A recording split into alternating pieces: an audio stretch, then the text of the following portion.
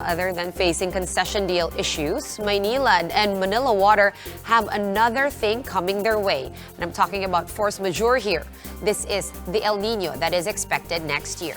Shyla Francisco with the story. Water concessionaires Maynilad and Manila Water are facing another bump in their operations with the looming recurrence of El Niño next year.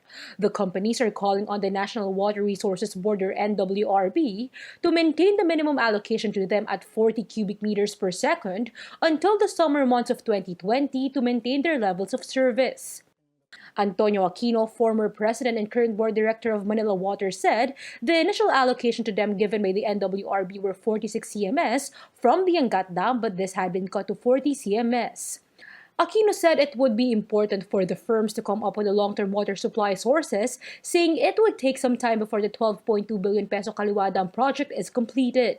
The NWRB says the allocation of 40 CMS can be maintained up to the dry months next year. A UN body sees 25 to 30% chance of El Niño to recur from December 2019 to May 2020. The firms are also facing uncertainty after the extension of concession agreement with the government until 2037 has been revoked.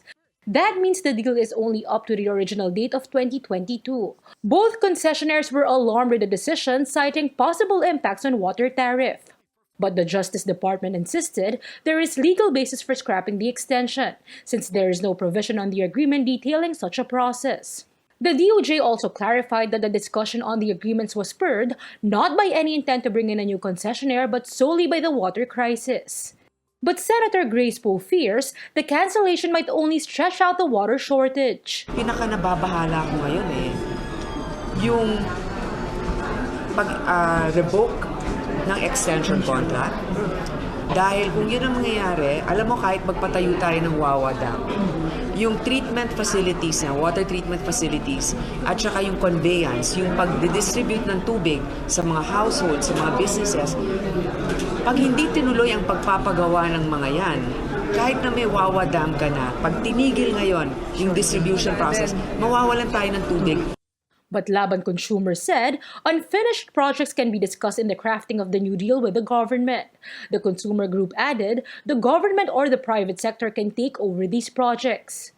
Vic Dimagiba of Laban Consumer also downplayed fears of an immediate hike in water tariff, saying that this will still need approval from the MWSS Regulatory Office. He says as far as increases are concerned, the regulator already approved any rate hike for projects until 2022.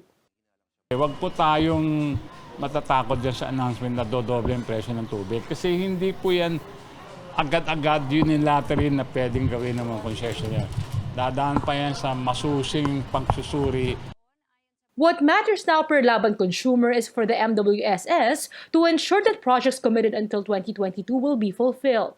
But as it is, some projects with the water concessionaires are being scrapped. The Cebu provincial government has terminated its joint investment agreement with Manila Water for a bulk water supply.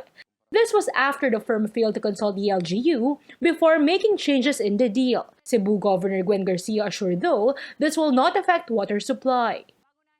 The agreement that has been terminated, but the joint investment company that was born out of the agreement will continue to operate until further notice. Manila Water has not yet issued a statement regarding the issue. Shyla Francisco, WR1 News.